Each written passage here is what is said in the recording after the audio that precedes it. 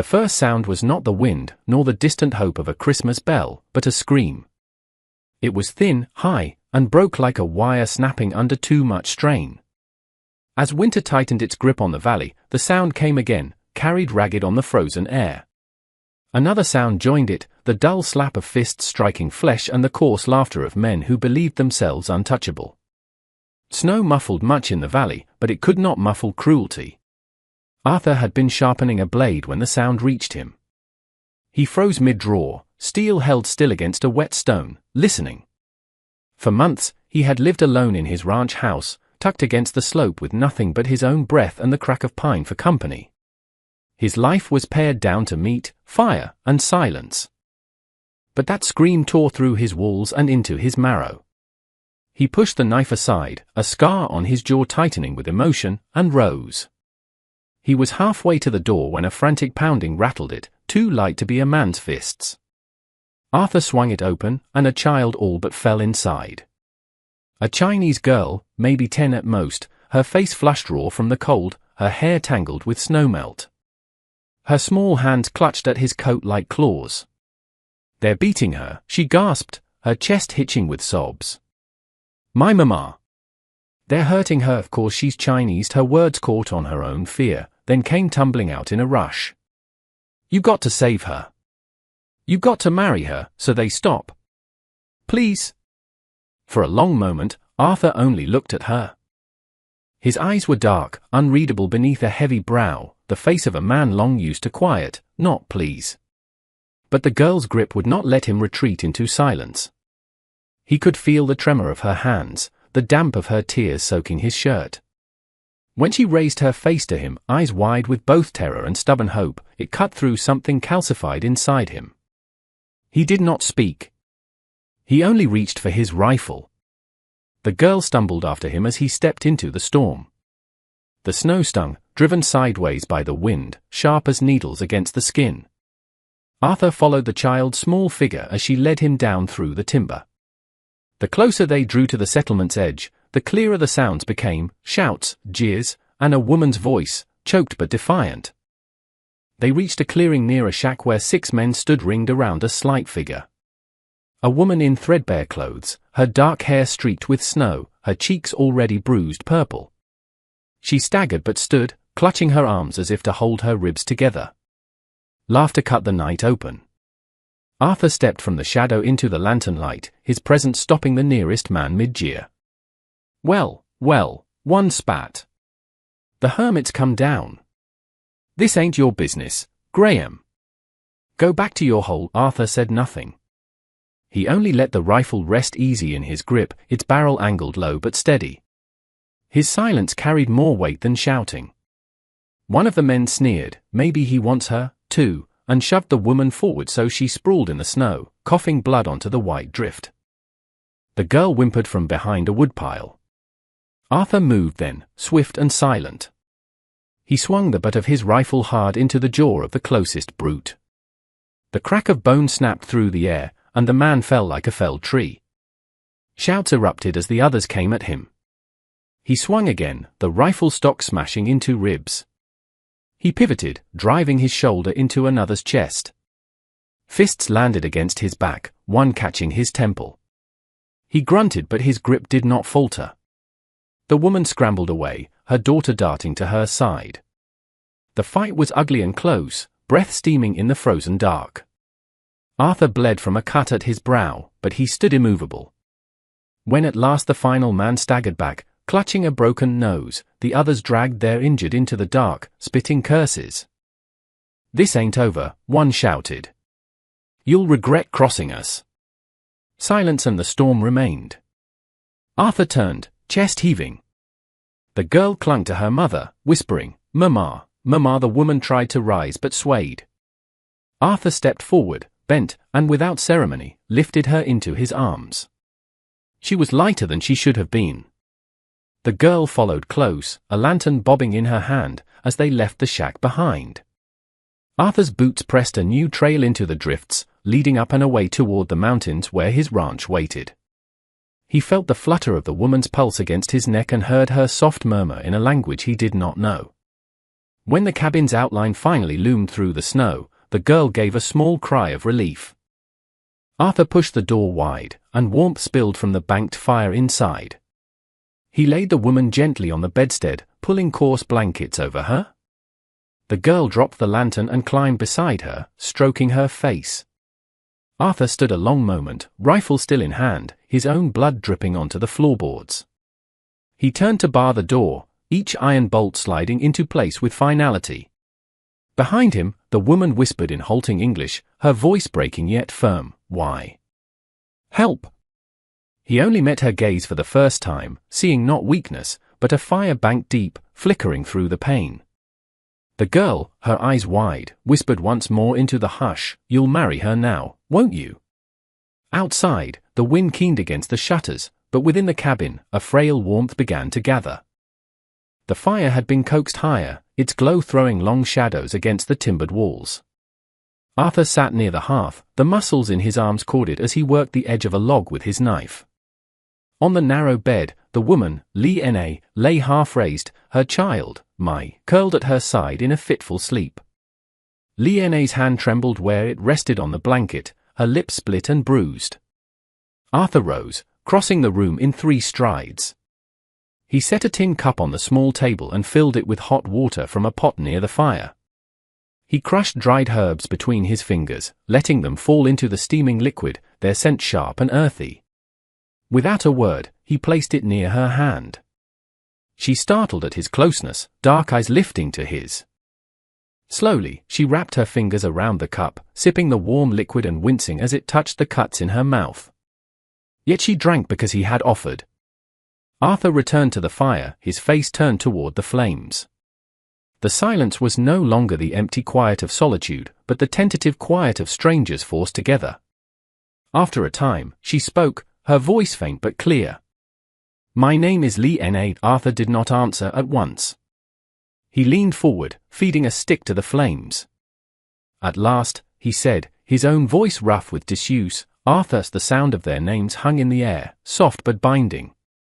Mai stirred, murmuring in her sleep, and Lena smoothed her daughter's hair, her lips moving in a quiet lullaby. The melody was unlike anything Arthur had heard before, low and lilting, carrying both sorrow and sweetness.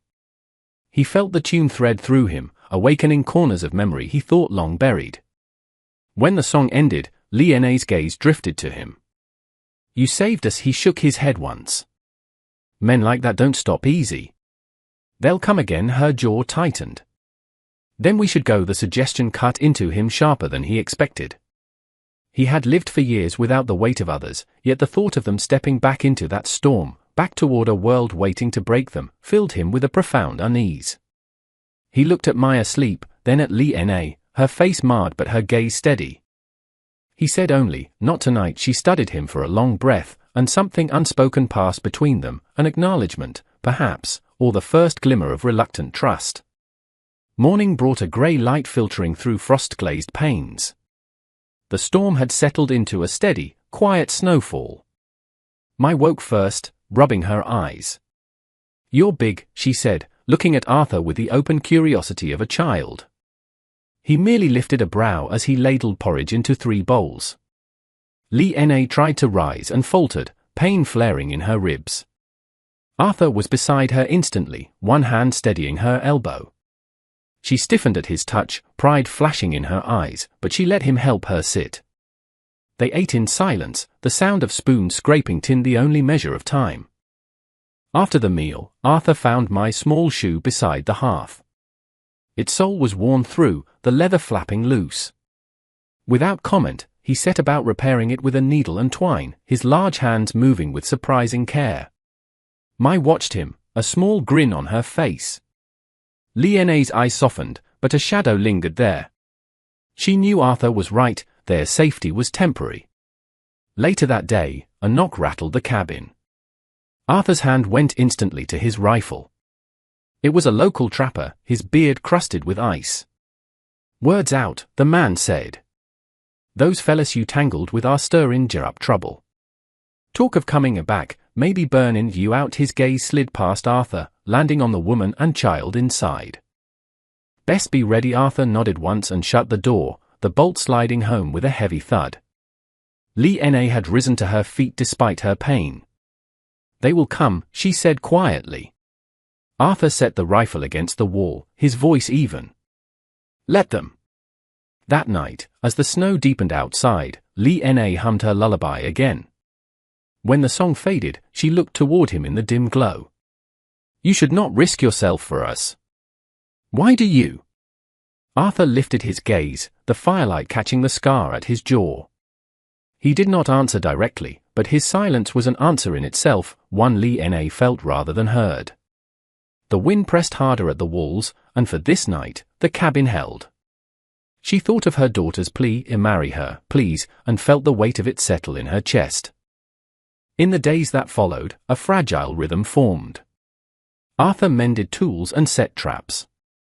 Lena, as her strength returned, tended the fire and swept the floor. Mai sometimes followed him outside, filling the silence with her chatter. Yet beneath the quiet, a sharper tension lurked. Lena flinched at sudden noises, her eyes searching the shadows. One evening, as the storm eased, she finally spoke of her past. "I was 16 when I left Guangdong," she began, her voice low. "My family sold what little we had to send me and my husband here. America promised gold." She drew a shaky breath. "He worked the railroad. Then the mountain took him in a cave-in. They left his body buried under stone." Arthur's jaw tightened. He knew the kind of silence that followed loss. "I washed clothes after that," she continued. "For settlers, for miners. Some spat when they handed me shirts. Some tried to take more than work. When I refused, they spread lies. The beating you saw, it was not the first." She swallowed hard, forcing strength back into her tone. "I told myself to endure." For her she touched my sleeping cheek. Arthur watched the small, tender gesture. He thought of his own wife and son, taken by fever in one cruel week. He had not spoken their names aloud in years, but in the hush after Lena's words, their memory pressed close. "You fought," he said at last, his voice gravelly. "That matters." She looked at him then, truly looked, and saw in his scarred features a grief that mirrored her own. They were no longer just strangers bound by survival, but two souls who recognized the same hollow places in one another. The next day, Arthur rode into town for supplies, leaving them at the ranch. In town, he felt the eyes on him. Men leaned against posts, spitting into the snow as he passed. One muttered loud enough to hear, "Hermit thinks he can keep her." "He'll learn." Arthur ignored them, bartering for flour, salt, and ammunition. His silence was its own warning, but he knew words spoken in the dark could gather like wolves. By the time he rode back, dusk had settled. The smoke from his chimney was a welcome sight. Inside, he found Lena tending the fire, her daughter humming softly. The cabin smelled of broth. She turned as he entered, and for the first time, he saw the faintest lift of a smile touch her mouth. Not joy, but gratitude. It was enough to mark the cabin as something more than a shelter. It was the beginning of a home. That night, as Arthur worked oil into the stock of his rifle, Lena sat across from him. "They hate what they do not understand," she said. "They fear what is different. You risk yourself for us." "Why?" He lifted his eyes from his work. "Lost my family," he said simply. "I know what it is to stand alone." Her breath caught at the plainness of it. No grand speech, just the truth. She nodded, and in that nod, something inside her yielded, a piece of her burden loosening. But peace was brief. The following afternoon, two riders thundered past on the ridge. "Enjoy your China, woman, Graham," one shouted down. "You'll pay for stealin's what ain't yours." They spurred their horses and vanished. Lena stood in the doorway, Mai clutching her skirts. Arthur looked from them to the ridge. It was not a matter of if they would come, but when. He began his preparations, securing shutters, checking the axes, and stacking wood higher against the walls. He moved with the quiet efficiency of a man who had lived through an ambush before. A few days later, the trapper returned. "They're gathering," he said bluntly. "Heard 'em in town." Talk of march-ins up here. Some want fire, some want blood.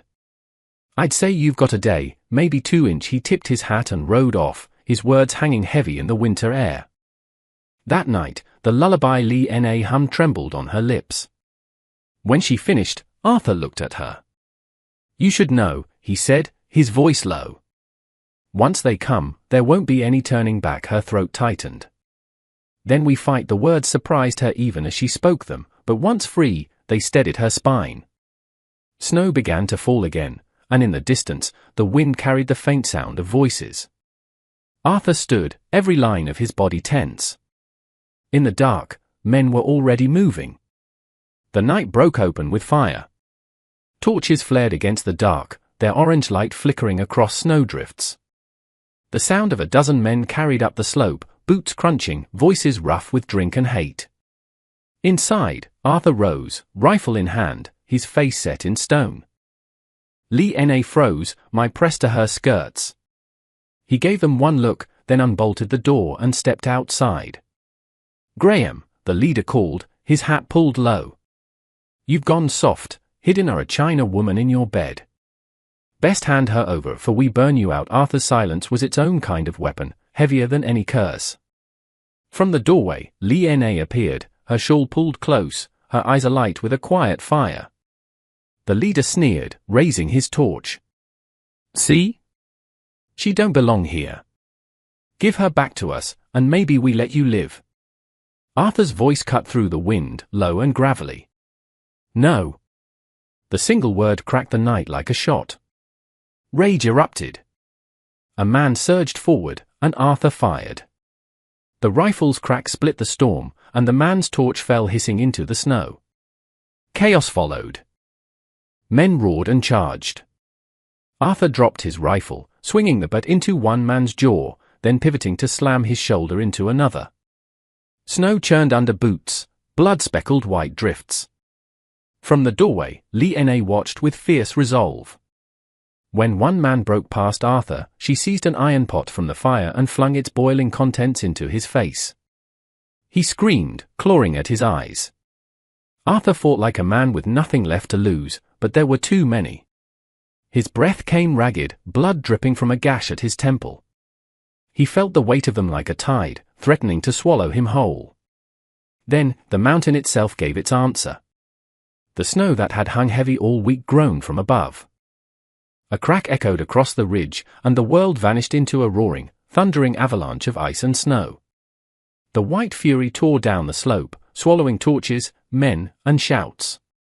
Arthur grabbed a cabin post, bracing himself as the edge of the slide rushed past. The settlers' screams were cut short by the roar as the earth trembled, burying everything in its path. In moments, it was over. A deep, suffocating silence returned. The clearing was altered, half the men gone under the mountain's weight. The rest fled into the night. Arthur straightened slowly, chest heaving. He was blooded and torn, but he still stood. He turned toward the cabin where Li Na was clutching her daughter, relief breaking across her features. She stepped forward and knelt beside him, her trembling hands reaching to touch the cut on his brow. Her fingers were gentle as she wiped the blood away. They will not come again, she whispered, her voice raw but certain. For years, Arthur had lived without purpose, locked in grief. Tonight, in her eyes, he saw not weakness, but fire. The girl, slipped from her mother's arms and clutched his coat. You saved Mama. You saved us, she said, her eyes shining. Now you'll marry her? Won't you? The question struck again, small yet piercing. Li Na froze, but Arthur did not move away. His gaze stayed fixed on hers, steady and searching. Dawn broke slow and pale over the snow-laden ridge. Arthur stood with Li Na at the edge of the clearing, the child between them. Take my name, he said, his voice rough. You'll be safe here. It was not romance or poetry, but a shield and a promise, carved from a man who spoke with deeds, not flourishes. Tears welled in Li Na's eyes, slipping silently down her cheeks. She nodded once, sharp and certain. Arthur placed his broad hand gently over hers. His scarred fingers dwarfed her own, but the weight was not heavy. It was steady. Above them, the sun broke through the clouds, gilding the snow with light. The cabin was no longer a hermit's refuge, it was a home, hard won and fragile, but real. The mountain had taken lives, but tonight it had given something back. Mai, caught between them, whispered with the final certainty of a child who believes what they see. "Now we're a family." The words lingered in the cold air, fragile and luminous. The cruelty of men had come with fire and hatred, but the mountain had answered with fury. What remained now was silence, broken only by the crackle of fire within and the faint hum of a lullaby from Liane's lips. For the first time in years, Arthur felt the weight on his chest ease, replaced not by joy, not yet, but by something steady, belonging. The world was still cruel, still vast and dangerous. But here, in this cabin, on this mountain, they had carved out a space that cruelty could not claim.